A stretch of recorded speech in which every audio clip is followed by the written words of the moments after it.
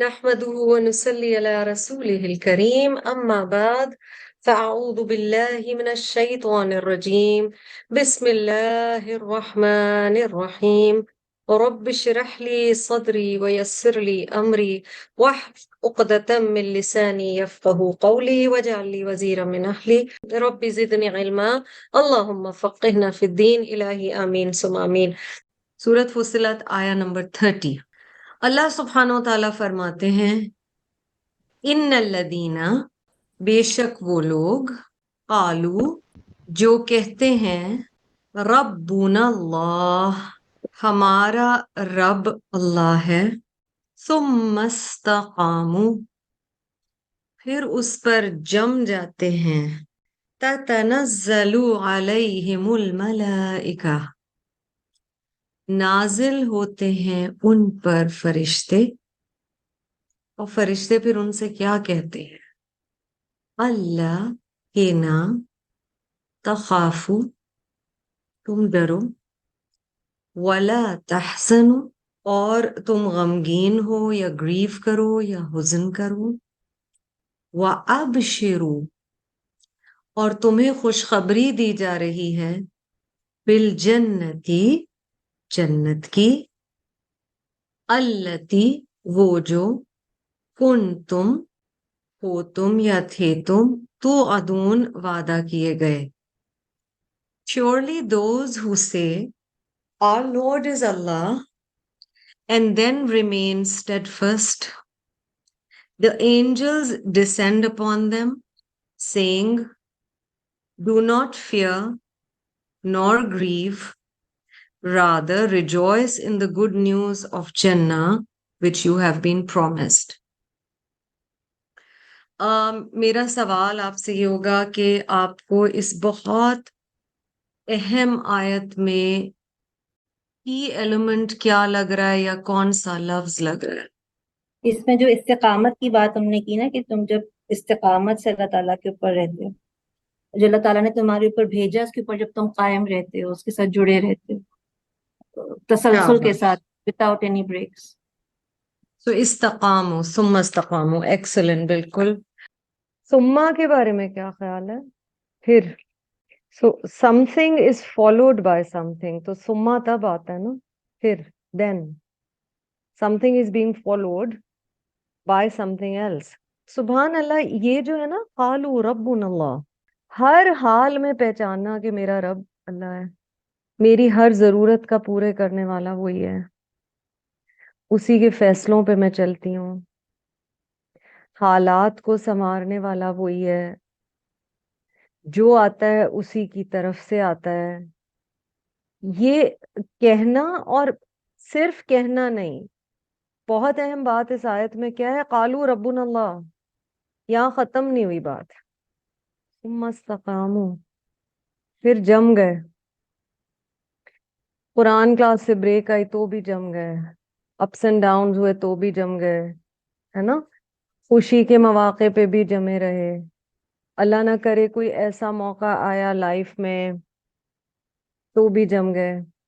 کوئی ویکیشن پہ گیا ہوگا، کسی کی کوئی اور چیزیں، کوئی پروگرامز جو آپ نے سوچے ہوں گے اس کے اگینسٹ آپ کی لائف گئی ہوگی. اللہ سبحانہ و تعالیٰ shows his power by things that we have planned, وہ اس طرح سے کئی دفعہ نہیں جا رہی ہوتی ہیں. سبحان اللہ. ہماری ساتھیوں میں سے کچھ نے حج کیا. That is the things that we go through. یہ جو آیا 30 ہے نا سورہ 41 فصلت کی، ان الذین قالوا ربنا اللہ ثم استقاموا، جم گئے پھر. اور جمنے میں کئی معنی ہیں. عقیدے کے اعتبار سے بھی جمنا ہے کہ نو میٹر واٹ میرا عقیدہ یہ ہے. اور پھر استقامہ بالعمل بھی ہے. حالات اچھے برے جو بھی آتے ہیں، اللہ تعالیٰ عافیت کا معاملہ سب کے ساتھ رکھے، اس میں جو بیسکس ہیں ان میں بندہ جمع رہا ہے. یس ہو سکتا ہے کبھی مصروفیت ہو تو ذکر کا اتنا وقت نہیں ملا.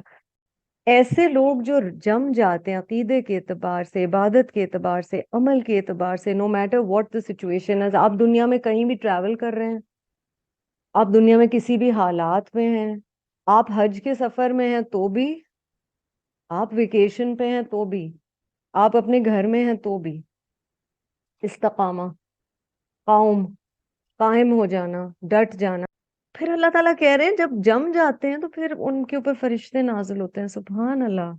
ملائکہ پھر ان سے کہتے ہیں کہ نہ تم ڈرو کہ فیوچر میں کیا ہونے والا ہے، نہ تم غم کرو پاسٹ میں کیا ہو گیا.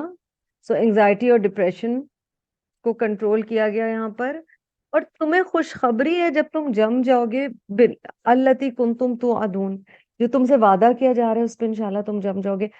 ہمارا امتحان یہ ہوتا ہے کہ لائف کے جو اپس اینڈ ڈاؤنز ہیں اس میں how firmly we are connected to اللہ سبحانہ و تعالیٰ، we are connected to the قرآن. اٹس امپورٹنٹ، اور اچھے وے میں کہہ رہی ہوں اپنے لیے، آپ کے لیے. خود کو بندہ ذرا سا نا چیک کرے کہ جیسے جب چھٹیاں ختم ہوتی ہیں، میں اپنے آپ کو، آپ اپنے آپ کو، ہم چیک کریں کہ کن چیزوں میں تھوڑا سلپ ہوئی. جو نارملی قرآن کلاس چل رہی ہوتی ہے یا میں زیادہ جمی ہوئی ہوتی ہوں، ویکیشن ہے مثلاً، میں کن چیزوں میں سلپ ہوئی، کہاں میرے سے غلطیاں ہوئیں، اور کن چیزوں میں الحمدللہ میں اسی طرح جمی رہی. زندگی کے اتار چڑھاؤ میں، چینجز میں، کن چیزوں میں آپ جمے رہے اور کن چیزوں میں آپ نے تھوڑا سا you went easy on it. تو بہت پیاری آیت ہے. اور قرآن کے حوالے سے میں کچھ کوٹیشنز بھی دیکھ رہی تھی، اور ریمائنڈر ہے کیونکہ ہم ویکیشن کے بعد آئے ہیں. بشر بن السری رحمہ اللہ، ان کا کوٹیشن میرے سامنے ہے. Verily each verse of the Quran is like a date. The more you chew it, the more of its sweetness is released. قرآن کی ہر آیت کھجور کی طرح ہے، جتنا چباؤ گے اتنی مٹھاس پاؤ گے. اسی طرح یہ ویکیشن پہ انسان ایک ڈفرینٹ موڈ میں ہوتا ہے. ویکیشن ہے یا آپ تھوڑا ریلیکس ہوئے ہوئے ہیں، تو شیخ الاسلام ابن تیمیہ رحمہ اللہ کا یہ کوٹیشن میں دیکھ رہی تھی. You will find the one who abundantly listens to poetry, seeking the rectification of his heart. His desire to listen to the Quran diminishes. It may even get to the point where he dislikes listening to it. شیخ الاسلام ابن تیمیہ رحمہ اللہ کہتے ہیں کہ تم دیکھو گے کہ جو لوگ بہت زیادہ شاعری سنتے ہیں، ٹھیک ہے، شاعری یاد رکھیں اسلام کے بھی شاعر تھے. حضرت حسان بن ثابت شاعر اسلام تھے، نبی صلی اللہ علیہ وسلم کے صحابی. سو پرپسفل پوئٹری ڈفرنٹ ہے، but we've all been there. اور اگر آپ کو لٹریچر سے پیار ہے یا گانوں سے ایک زمانے میں شغف رہا ہے، وہ انسان لیرکس میں کھو رہا ہوتا ہے، وہاں پر الگ زون میں ہوتا ہے. یہ قرآن کے کانٹرری اس کو کہہ رہے ہیں کہ یہ دونوں چیزیں الگ ہیں. وہ کہہ رہے ہیں کہ جو بہت زیادہ شاعری سنتا ہے، چاہے وہ گانوں کی فارم میں ہو یا کسی اور فارم میں، اپنے دل کی حالت کو بہتر بنانے کے لیے جن چیزوں کی طرف وہ جاتا ہے، اس کا دل خوش ہوتا ہے ان چیزوں سے یا بہتر فیل وہ کرتا ہے، اس کا قرآن سننے کی خواہش وقت کے ساتھ کم ہونا شروع ہو جائے گی. کئی لوگوں کے لیے وہ اس وقت اس جگہ پر آ پہنچے گی کہ ان کا دل قرآن سننے میں نہیں لگے گا. کیونکہ ہم بات کرتے ہیں نا why no music. There are reasons which inshallah when we come to that part of the Quran we will discuss more in detail. ابن عثیمین رحمہ اللہ کہتے ہیں if you see from yourself that your heart is not affected by the Quran, then blame yourself. For indeed Allah has told us that indeed if this Quran was sent upon a mountain, it would crumble. ابن عثیمین رحمہ اللہ کہہ رہے ہیں کہ اگر تم اپنے آپ کو دیکھو کہ تمہارے دل پہ قرآن کا زیادہ اثر نہیں ہو رہا، اپنے ہی کو غلط سمجھو، اپنے ہی کو مورد الزام ٹھہراؤ. کیونکہ بے شک اللہ سبحانہ و تعالیٰ نے فرمایا ہے کہ اگر یہ قرآن، یقیناً اگر یہ قرآن ایک پہاڑ پر بھی نازل کیا جاتا تو وہ چورا چورا ہو جاتا. شیخ سلیمان الروحیلی حفظہ اللہ نے کہا ہے know that the Quran is not in need of your time, rather your time is in need of the Quran in order for it to be blessed. یہ جان لو کہ قرآن کو تمہاری ضرورت نہیں ہے بلکہ تمہارے وقت کو قرآن کی ضرورت ہے تاکہ تمہارے وقت میں برکت ہو.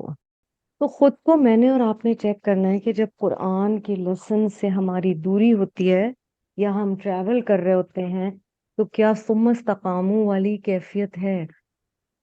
انشیکبل فیتھ تو الحمدللہ ہو بھی سکتا ہے مومن کا، لیکن عمل کے اعتبار سے کیا ہم اس پہ جمتے ہیں؟